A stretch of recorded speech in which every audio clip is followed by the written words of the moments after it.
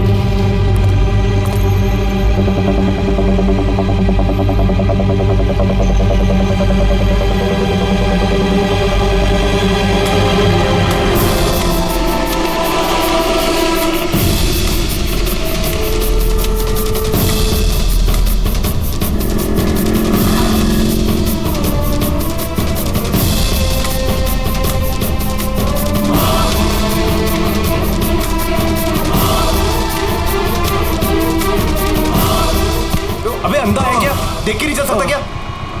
अंधा ही हूँ भाई। अरे भाई सॉरी, मेरी छड़ी मुझे पता नहीं था। आपको ऐसे नहीं निकलना चाहिए, कहीं चोट लग जाएगी आपको। माफ करिए, पर मुझे ध्यान देना चाहिए। ठीक है, आराम से जाइएगा। जी जी। आप चले जाएंगे या मैं छोड़ के आऊँ? नहीं, मैं चला जाऊंगा। ठीक है, थैंक यू।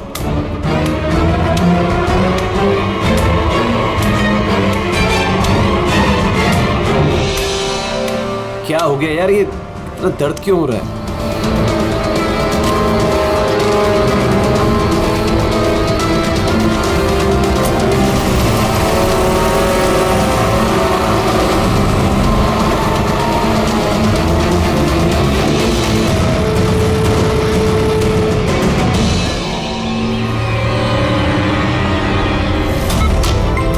कुछ नहीं होगा रमन, तुम्हें कुछ नहीं होगा। होल्ड ऑन रमन, पैर पकड़ो। डॉक्टर इंजेक्शन, जल्दी फास्ट, क्विकली। डॉक्टर इंजेक्शन दो जल्दी।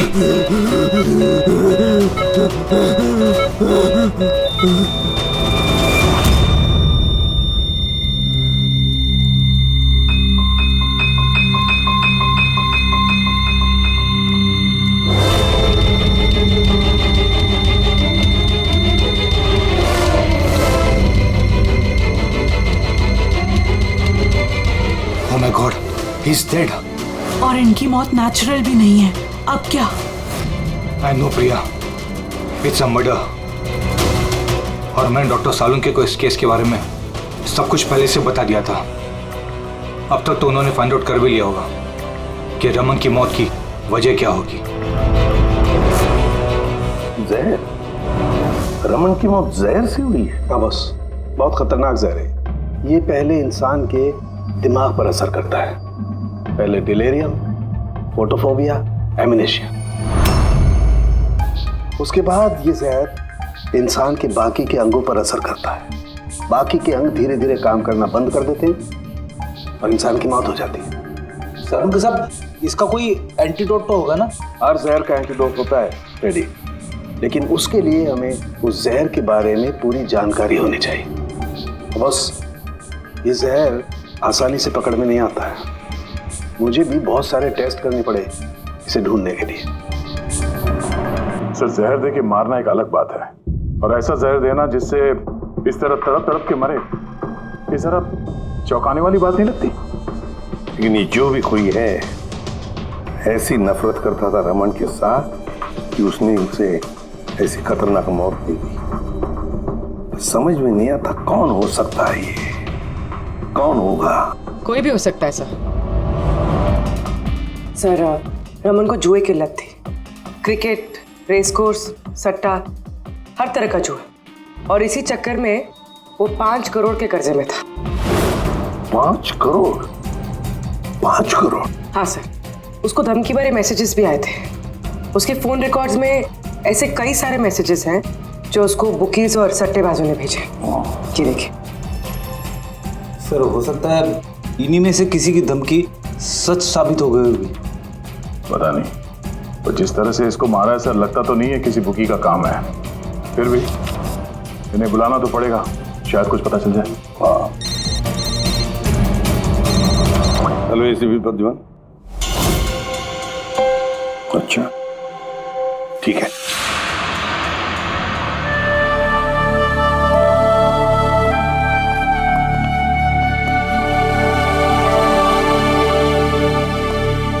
आप रमन का चचेरा भाई हितेन। हितेन, किसी ने रमन का खून कर दिया है। क्या लगता है आपको किसने किया होगा? मुझे नहीं पता सर।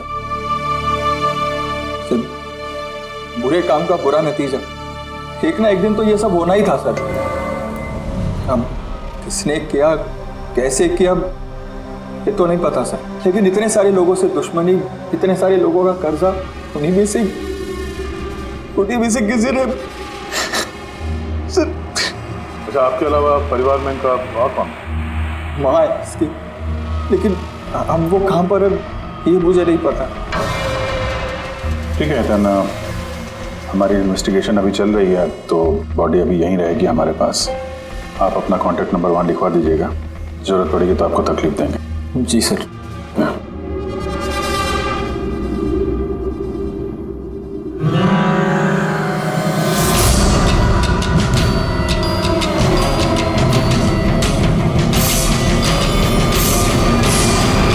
लगता उतना दुखी है नहीं जितना ही दिखा रहा है। हाँ, बॉडी ले जाने की जल्दी नहीं थी, जैसे ही बोला जाओ तो निकल गया। कोई पूछताछ नहीं कब मिलेगी बॉडी। गड़बड़ है, गड़बड़ है ये हितेन, बड़ी गड़बड़ है। ऐसे लग रहा था जिसे ये बात पक्की करने आया था कि रमन मरा है या नहीं। नजर रखो उस पर। रमन, रमन बेटा, रमन क्या हुआ बेटा? रमन मैम, आप बेटा है मेरा रमन, माँ मैं इसकी वसुंधरा। बेटा क्या हुआ? मैं तो तेरा इंतजार करती रही कि तू आएगा और मुझे घर ले जाएगा एक दिन, पर तू तो इतना दूर चला गया बेटा। रमन, तो आप अपने बेटे रमन के साथ नहीं रहती थी? जी नहीं सर। आप? सर मेरा नाम मदन है। भगवान, मुझे क्यों बिठा रखा यहाँ पे? उठा लेता मुझे ही। संभालो अपने आप को। और कितना रोग इस नालायक के लिए। इसको अपनी करनी की सजा मिली है। नहीं बेटा, ऐसा मत कहो। चाहे जैसा भी था, बेटा था मेरा। क्यों, ऐसा क्या किया था इसने इनके साथ? इन्हें अपने ही घर से बाहर निकाल दिया, सड़क पर छोड़ दिया अकेले। ऐसा क्यों? बोला माँ बहुत कर्जा है, घर बेचना पड़ेगा और मेरा खर्चा भी नहीं उठा सकता, इसीलिए मुझे छोड़ दिया। और फिर क्या करती सर, ठीक से दिखाई नहीं देता। कहाँ जाती मैं? पड़ी रही फुटपाथ पे, भूखी प्यासी, बेघर बेसहारा। फिर शायद भगवान को दया आ गई और उसने उस फरिश्ते को भेज दिया। उसका चेहरा तो नहीं देखा मैंने, लेकिन उसने मुझे अपने साथ चलने के लिए कहा और मैं चली गई। एक बड़ा आदमी मुझे इसके पास ले गया। सर दरअसल मेरी एक संस्था है, संयुक्त वृद्धाश्रम। हम वहाँ पर कोशिश करते हैं कि इन जैसे बुजुर्गों को घर जैसा प्यार और सम्मान मिल सके। माँ जी मुझे वृद्धाश्रम के गेट पर मिली थी एक चिट्ठी के साथ, जिसमें लिखा था कि इनका ख्याल रखना। बस उसी दिन से संयुक्त वृद्धाश्रम इनका घर बन गया। आज सुबह लैंडलाइन पे फोन आया कि इनके बेटे की मौत हो गई है। बस इनसे रहा ही नहीं गया। माँ है ना। मेरी आपसे विनती है, इसके कातिलों को छोड़ना मत सर। जरूर सजा दिलवाना सर, जरूर सजा दिलवाना। देखिए माँ जी, मैं आपसे वादा करता हूँ, हम रमन के कातिल को नहीं छोड़ेंगे, उसे कड़ी से कड़ी सजा दिलवाएंगे। आप प्लीज चिंता मत कीजिए। थोड़ा ख्याल रखिए अपना। मदन, इनका ख्याल रखना। और एक बात, किसी भी चीज की आप लोगों को जरूरत पड़े तो हमें जरूर याद करना। कमाल है। तारिका, हॉस्पिटल के डॉक्टर्स की रिपोर्ट के हिसाब से इसकी जांघ पर ये जो निशान है ना, ये या तो किसी एलर्जी का है या फिर किसी जहरीले कीड़े मकोड़े के डंक का निशान है।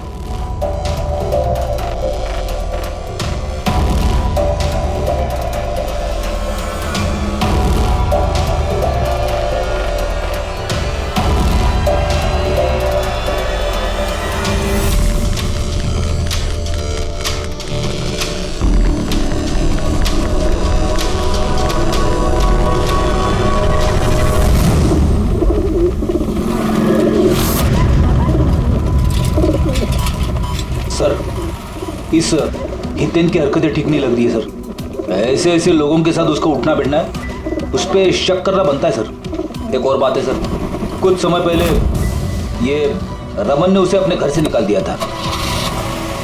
अब रमन के मरने के बाद वो उसकी प्रॉपर्टी हड़प करने की कोशिश कर रहे थे।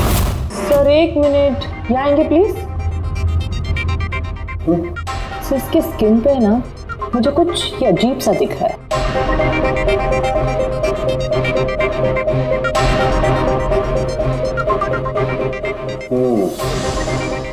तारिका, ये जो अजीब सी चीज है ना, दरअसल ये पैराफिन है। पैराफिन? मोम। अरे तो इसका मतलब वो जहर इसके थाई में नहीं इंजेक्ट किया गया? किया गया। वो जहर इसकी थाई में ही इंजेक्ट किया। तो फिर मोम कहाँ से आया? मोम कहाँ से आया? तारिका, यहाँ से खूनी ने जहर इंजेक्ट किया। दरअसल ये जहर मोम से, पैराफिन से कोटेड था, इसीलिए इसकी इस चमड़ी पर भी और इसके खून में भी हमें पैराफिन मिला है, क्योंकि खूनी नहीं चाहता था कि ये जहर तुरंत इसके शरीर में जाकर के असर दिखाए, इसलिए उसने इसे कोट कर दिया। और ये जो जहर है, इसको माइंड, ये एक बायो पॉइजन है, जैविक जहर। खूनी ने इसे मोम से कोट किया, इसके शरीर में इंजेक्ट किया और फिर इसके शरीर की गर्मी से मोम पिघलने लगा और वो जहर इसके खून में मिलकर के अपना असर दिखाने लगा। मतलब ये जहर किसी लिक्विड फॉर्म में नहीं बल्कि पैलेट यानी छोटी गोली के फॉर्म में इसके शरीर में डाला गया है। एग्जैक्टली।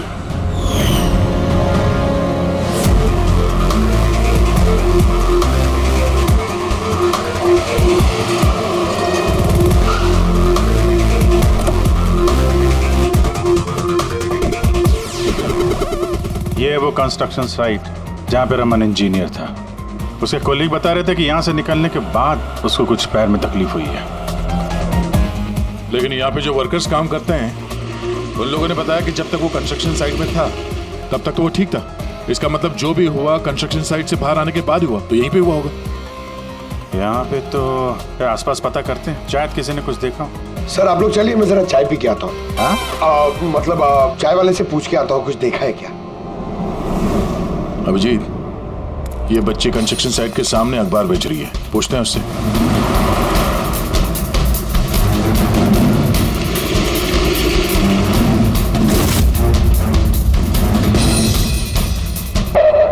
क्या नाम है बेटा आपका?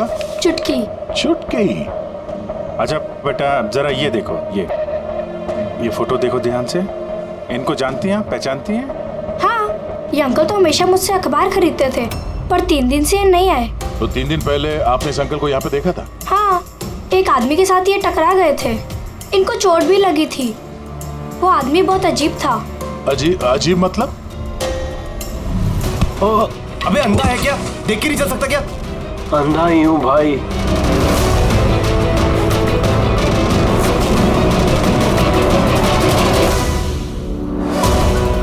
तो क्या हो गया यार, दर्द क्यों हो रहा?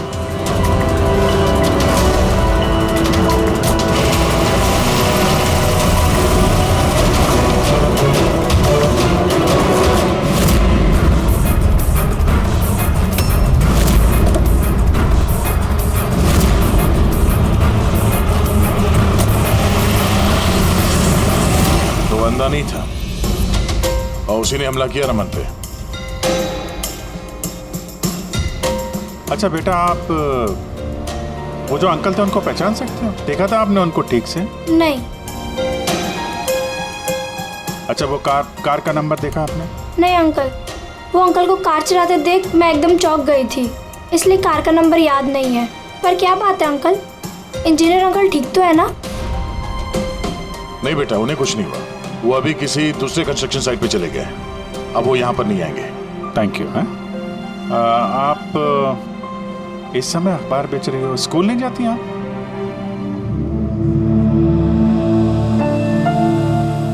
क्या बात है, हैं? स्कूल तो जाना चाहिए।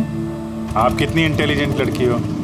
एक्चुअली हर बच्चे को स्कूल जाना चाहिए और आपको भी जाना चाहिए। पर स्कूल जाने के लिए बहुत सारे पैसे चाहिए ना अंकल, मेरे पास पैसे नहीं है। बेटा, अगर आपको पैसे ना देना पड़े तो आप स्कूल जाएंगी? हाँ अंकल, जरूर जाऊंगी, मुझे पढ़ना है।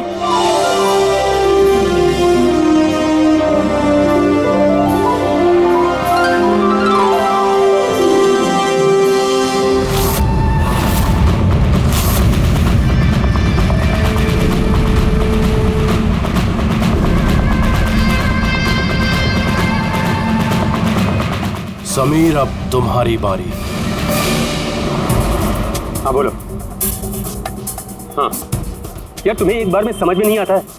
देखो, मैंने तुम्हें पहले भी कह दिया है कि तुम कुछ भी कर लो, मैं इस खंडहर के लिए एक कौड़ी भी खर्च नहीं करने वाला।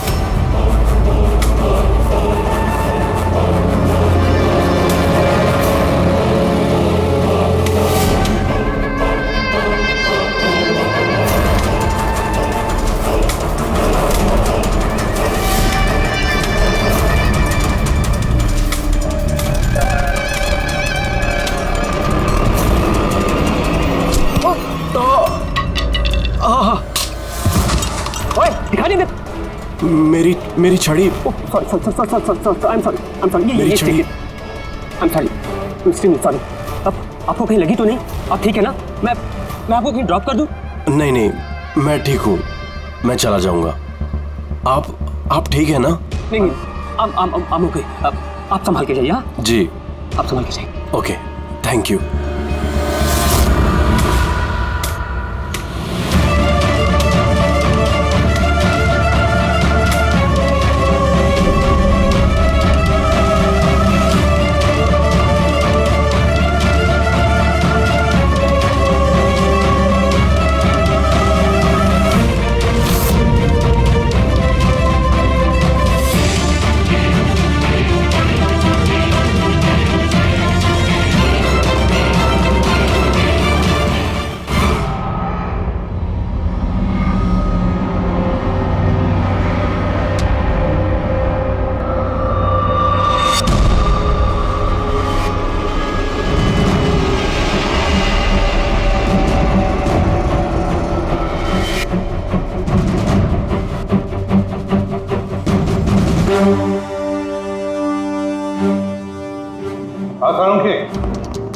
क्या पता चला? बस इस आदमी को जो जहर दिया गया ना, वो भी किसी पौधे से ही बनाया गया है। क्या? ये भी किसी पौधे से? हाँ बस, लेकिन ये कौन सा जहर है, ये अभी तारिका पता कर रही है। इस जहर का नाम है रिकिनस कम्युनिस, और ये जहर पहले वाले जहर से भी बहुत ज्यादा तेज और खतरनाक है। रिकिनस? अब ये किसी पौधे का नाम है क्या? हाँ फ्रेडी, ये किसी पौधे का नाम है। और बॉस, ये कोई आम पौधा नहीं है, बहुत मुश्किल से मिलता है। और खूनी जो कोई भी हो बॉस, उसे पौधों के बारे में बड़ी अच्छी जानकारी है। हाँ, जानकारी तो होनी चाहिए पौधों के बारे में, तभी तो लेकिन सर, इन हत्याओं की वजह क्या है? ना तो हमें रमन की हत्या का कारण पता है और ना समीर का, और दूर दूर तक इन दोनों का एक दूसरे से कोई संबंध ही नहीं है। सर, समीर और रमन के बीच में एक चीज तो कॉमन है। क्या? माय गॉड, तो ये है वो कड़ी जो समीर और रमन को जोड़ती है। तो क्या दोनों ने एक ही गलती की? जी सर, रमन की तरह समीर ने भी अपने बूढ़े और कैंसर पेशेंट पिता को घर से निकाल दिया था। हमने उनके बारे में छानबीन की और एक ऐसे शख्स से मिले जिन्होंने समीर के पिता को ढूंढने में मदद भी की और इस केस को एक नया मोड़ दिया। कौन है वो? सर, ये डॉक्टर दिनेश है। Hello sir. कैंसर सेंटर के चोड़ी। समीर के पिताजी का इलाज यही कर रहे थे। डॉक्टर दिनेश, जरा एक बात समझाइए। समीर ने अपने पिताजी को घर से बाहर निकाला था, तो फिर ये समीर के पिताजी आपके यहाँ कैसे पहुंचे, आपके कैंसर सेंटर में? किसी ने उन्हें हॉस्पिटल पहुंचा दिया था। मैं हॉस्पिटल पहुंचा ही था जब मैंने इनको देखा। ये चेयर पे बैठ के कुछ बड़बड़ा रहे थे, हाथ में लिफाफा था। मैंने पूछा कि कौन है, लेकिन इनको कुछ याद नहीं था। मैंने उनके हाथ से लिफाफा लिया। पैसों के अलावा उसमें एक चिट्ठी भी थी। उसमें लिखा था कि इनको कैंसर है और हम इनको अपने यहाँ एडमिट करके इलाज शुरू करें। एडमिशन के लिए डिपॉजिट की रकम लिफाफे में है और इलाज के पैसे भी हॉस्पिटल के अकाउंट में ट्रांसफर हो जाएंगे। उनकी उम्र और हालत को देखकर मैंने उनको एडमिट तो कर लिया, पर मुझे चिंता थी अगर पैसे ना मिले तो। लेकिन भगवान का शुक्र है, अगले ही दिन इलाज के पूरे पैसे 10 लाख रुपए हॉस्पिटल के अकाउंट में ट्रांसफर हो गए थे। 10 लाख रुपए? किसने ट्रांसफर किए? सर 100% खूनी ने दिए होंगे। सर, बैंक डिटेल से पता चल जाएगा। पता चल गया। एक्चुअली पैसे समीर की वाइफ रत्ना ने दिए थे सर। ये सब मेरी गलती है सर। मेरी वजह से समीर की जान चली गई। मैंने ही उसे उकसाया था। पिताजी की देखभाल में काफी प्रॉब्लम हो रही थी और सारी प्रॉपर्टी और सब हमारे नाम पर हो ही चुका था, तो मैंने ही समीर को कह के पिताजी को घर से निकलवा दिया। शर्म नहीं आती तुम्हें? समीर के पिता तुम्हारे भी पिता समान थे, उनको ही घर से निकाल दिया। ये सब करने के बाद फिर उनकी इलाज के लिए 10 लाख रुपए क्यों दिए? मुझे किसी ने धमकी दी थी सर कि अगर पिताजी के इलाज के लिए 10 लाख रुपए नहीं दिए तो वो समीर को और मुझे मार देंगे। सर, मैंने उन्हें 10 लाख रुपए दे दिए, फिर भी उन्होंने समीर को मार दिया। और अभी भी कहा है कि अगर हर महीने पिताजी के इलाज के लिए 50,000 रुपए नहीं दिए तो वो मुझे भी मार देंगे। किसी पे शक है तुम्हें? नहीं। उसके बारे में कुछ याद है? उसकी आवाज, उसका लहजा, कुछ भी? कुछ भी याद नहीं। सर, प्लीज मुझे बचा लीजिए। सर, मैं मरना नहीं चाहती। सर, मैं पिताजी को घर ले आऊंगी। मैं उनकी पूरी देखभाल करूंगी, पूरी कोई तकलीफ नहीं होगी। सर, आप प्लीज मुझे बचा लीजिए। घबराओ मत। सर, प्लीज मुझे बचा। कुछ नहीं होने देंगे तुम्हें हम।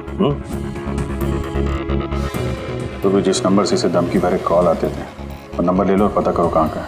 आप चलिए।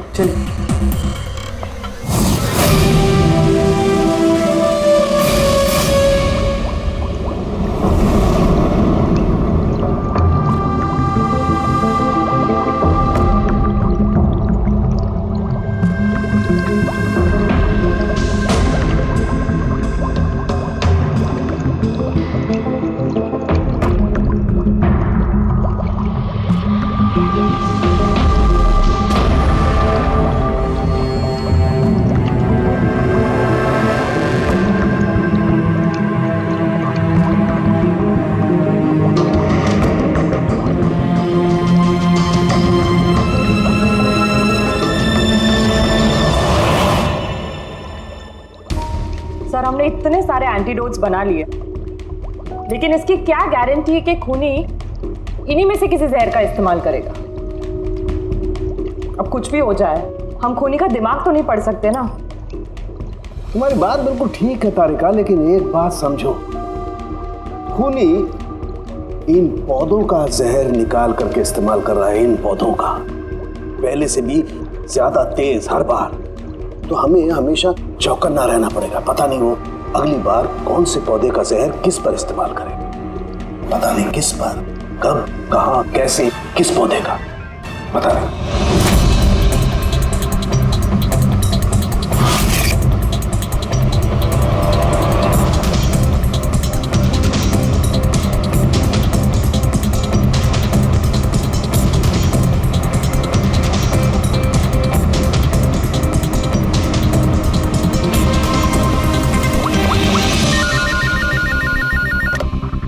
हेलो। हाँ पूर्वी बताओ। सर वो फोन बूथ जहाँ से कातिल ने रत्ना को धमकी भरे कॉल्स किए थे, वो ये भाईंदर रेलवे स्टेशन के पास है। Bhayandar railway station? वहाँ तो बहुत भीड़ भाड़ रहती है। जाहिर सी बात है उसने ब्लाइंड मैन के भेस में तो किया नहीं होगा। बड़ा मुश्किल है पता लगाना। सर किसी को कुछ पता तो नहीं है, लेकिन एक खास बात यह है कि ये कॉल्स सुबह 11 से 12 के बीच किए गए हैं और रेलवे स्टेशन के पास एक बस स्टैंड भी है जहाँ से बस जाती है पुणे। बस स्टैंड भी पास में ही है, तो ट्रेन से भी जा सकता है और बस से भी। चलो कोई बात नहीं, देखते हैं। भाईंदर, इसका मतलब कि खूनी मुंबई से ही है और सिर्फ समीर का खून करने के लिए पुणे गया था। तो पुणे वो ट्रेन से गया होगा या फिर बस से या फिर कोई प्राइवेट गाड़ी या फिर खुद की गाड़ी से। वही तो सर, खूनी को पता था कि हम लोग रत्ना तक पहुंच जाएंगे, पर ये कॉल वाली बात खुलेगी, इसलिए वो हमें गुमराह कर रहा है सर। खेल खेल रहा है हमारे साथ। हाँ, खेल खेल रहा है। मगर सर हम लोग खूनी तक पहुंचेंगे कैसे? हमारे पास उसके खिलाफ तो कोई इंफॉर्मेशन है ही नहीं और हमें यह भी नहीं पता है कि उसका अगला शिकार कौन होने वाला है। पंकज, इससे पहले कि खूनी अपने शिकार तक पहुंचे, हम शिकार उसके सामने डाल देंगे। ये घटना आज सुबह 10 बजे की है। मुंबई के गोरेगांव रेलवे स्टेशन पर एक बुजुर्ग ने रेल के नीचे आकर अपनी जान देने की कोशिश की। वहां मौजूद लोगों ने उन्हें बचा लिया। आइए जानते हैं कि आखिर वो क्या वजह है जिसने एक बुजुर्ग को ये करने पर मजबूर कर दिया।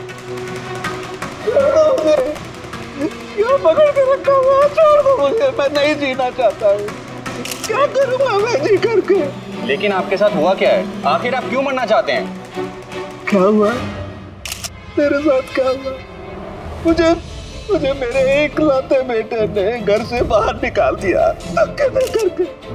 मैंने अपने बच्चे को इतने प्यार से पाला पोसा और उसने मुझे घर से बाहर निकाल दिया। ये तो बड़े दुख की बात है। आखिर क्या हो गया हमारी आजकल की पीढ़ी को? आपका बेटा करता क्या है? क्या करता है? स्कूल जाता है। टीचर है? मैं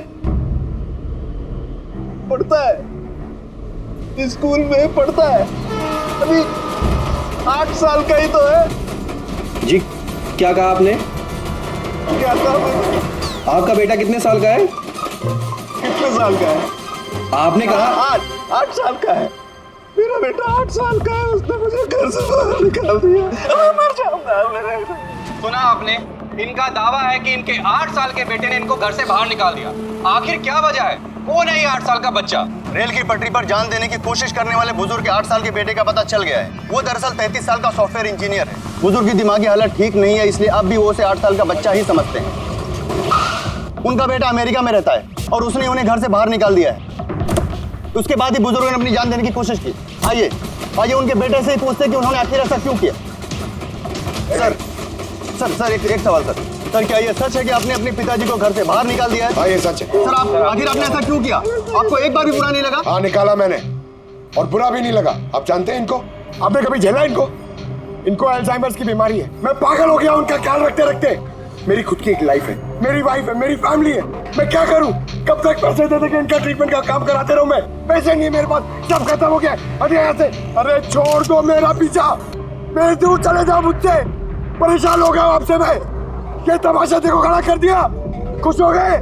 चले जाओ, मुझे छोड़ गए यार। सर कभी आप भी तो छोटे थे ना। इन्होंने आपको पाल पोस के बड़ा किया, इस लायक बनाया और आपने इन्हें घर से ही बाहर निकाल दिया। तुमको बहुत प्यार आ रहा है? हाँ? जा अडॉप्ट कर ले जाके। दिमाग खराब मत करो मेरा। तुमको जो करना था ना तुमने आके कर लिया बवाल खड़ा। टीआरपी मिल गई ना तुमको, पैसे कमा लिए ना, हटो यहाँ से। तो देखा आपने कि किस तरह एक लड़के ने अपने बाप को घर से बाहर निकाल दिया। अब ये बेचारे बुजुर्ग कहाँ जाएंगे, किसके सारे जाएंगे? इन्होंने अपनी सारी पूंजी अपने लड़के पे लगा दी और आज इनके लड़के ने इनको घर से बाहर निकाल दिया।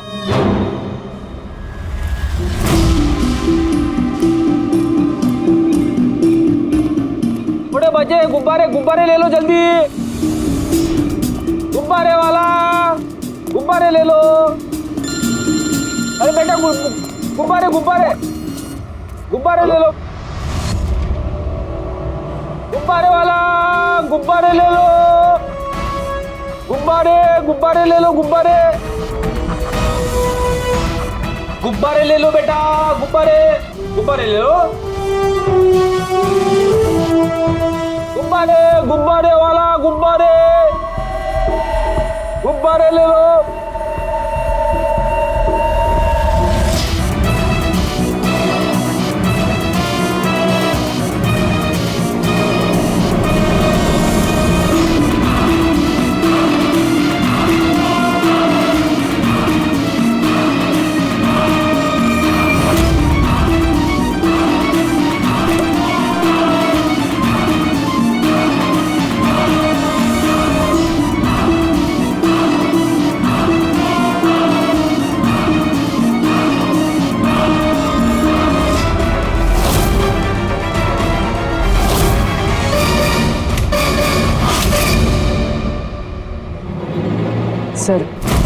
सर एक अंधा बिल्डिंग की तरफ आ रहा है।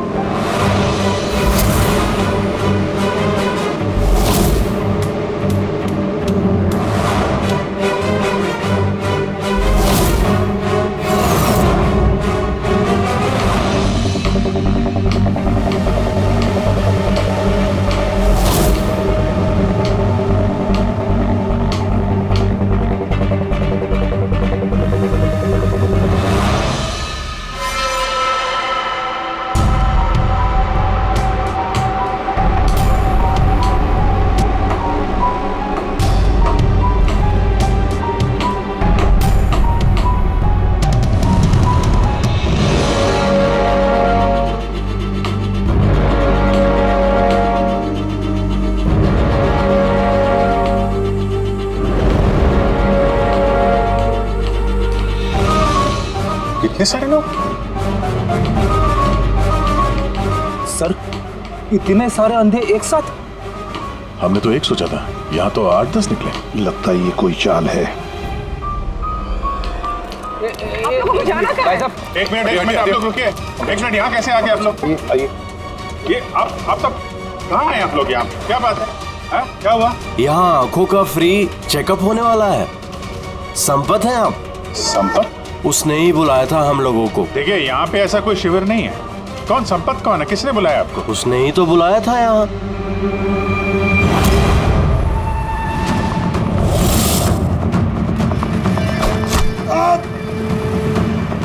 पंकज पंकज क्या हुआ? पंकज बोरा पकड़ो उसे, छोड़ना नहीं।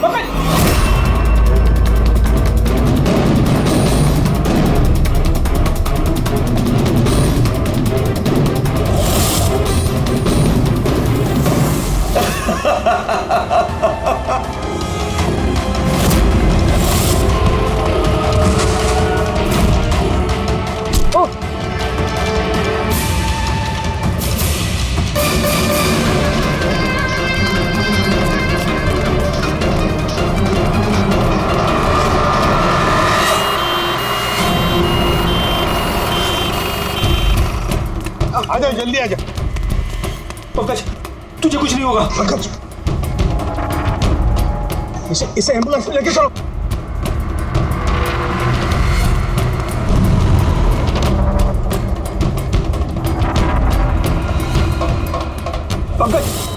पंकज तुझे कुछ नहीं होगा। पंकज तारिका ये लो, इससे जहर का पता करो।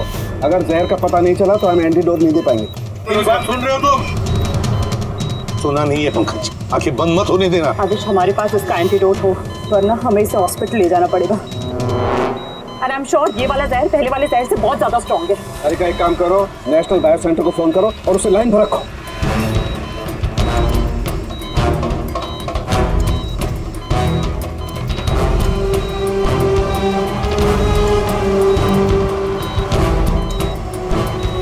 Pankaj don't worry, Pankaj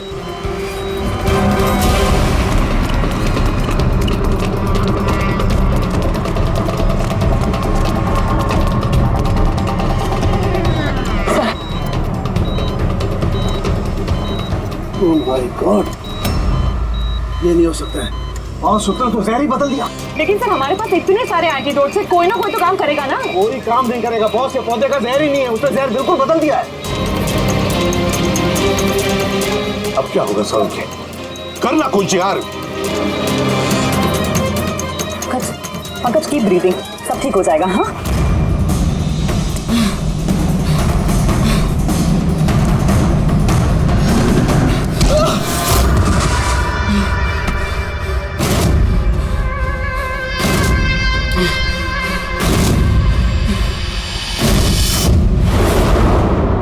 sir मेरा नाम मदन है। तुमने क्या ये सब? क्यों पड़े हो मेरे पीछे? मैंने जो किया सही किया। लोगों की जान लेना सही है? मैंने सिर्फ बुरे लोगों को सजा दी है सर। जो लोग अपने माँ बाप का ख्याल नहीं रखते ना, उनको इस दुनिया में जीने का कोई हक नहीं होता। जब मेरी माँ की मौत हुई थी तो मेरी दुनिया उछल गई थी। उसी वक्त मैंने इस संयुक्त वृद्धाश्रम की शुरुआत की थी। सर वहाँ पर जितने भी बुजुर्ग माँ बाप आते हैं ना, सब अपने बच्चों के सताए हुए होते हैं। ये देखकर मेरा खून खौल जाता है। मैंने उसी वक्त इस फैसला किया था कि मैं इन सबको सबक सिखाऊंगा, इसीलिए मैं मार देता हूं इनको। क्या गलत किया मैं? सर कुछ करो सर। कुछ नहीं कर सकते जब तक उस जहर का कंपोजिशन नहीं पता लगेगा फ्रेडी, हम कुछ भी नहीं कर सकते। अगर इसे गलत एंटीडोट दे दिया तो ज्यादा खतरनाक होगा यार। सर पंकज की हालत तो बिगड़ती जा रही है। सर पल्स गिर रही है, हॉस्पिटल ले जाना पड़ेगा। हॉस्पिटल जाके कुछ नहीं होगा, हमारे पास इतना वक्त नहीं है, वहां जाकर टेस्ट करें। मुझे नाम चाहिए यार। पंकज हेलो। हाँ सर, हाँ सर पकड़ा गया। सर खूनी मदन है। हाँ जहर हम पता करते हैं। कभी पता नहीं चलेगा तुमको, कभी पता नहीं चलेगा तुम लोगों को। उसने भी पापा को सताया। मदन गाड़ी। नो मदन मदन मदन मदन एम्बुलेंस बनाना पड़ेगा जल्दी। नहीं सर कोई फायदा नहीं है, मेरा काम हो गया है। नहीं मदन, मान लिया तुमने उन लोगों के साथ जो कुछ भी किया, मान लिया, लेकिन तुमने जिसे वो जहर चुबाया है वो बेगुनाह है, निर्दोष है, उसने कुछ नहीं किया। वो जहर कौन सा बताओ? हाँ BTX। सब उस जहर का नाम BTX है। साळुंखे, जहर का नाम है BTX। पंकज, जागते रहना, आंखें बंद मत होने देना। मदन बस हो गया you'll be all right। बस अब पंकज को कुछ नहीं हो सकता है, कुछ भी नहीं। Welcome my boy. घबराओ मत, कुछ नहीं होगा तुम्हें। तुम आदमी अच्छे थे मदन, लेकिन तुमने जो किया वो सही नहीं था। ये तो चला गया अभिजीत, तो चाहे कुछ भी हो जाए इसका वो वृद्धाश्रम बंद नहीं होने देंगे।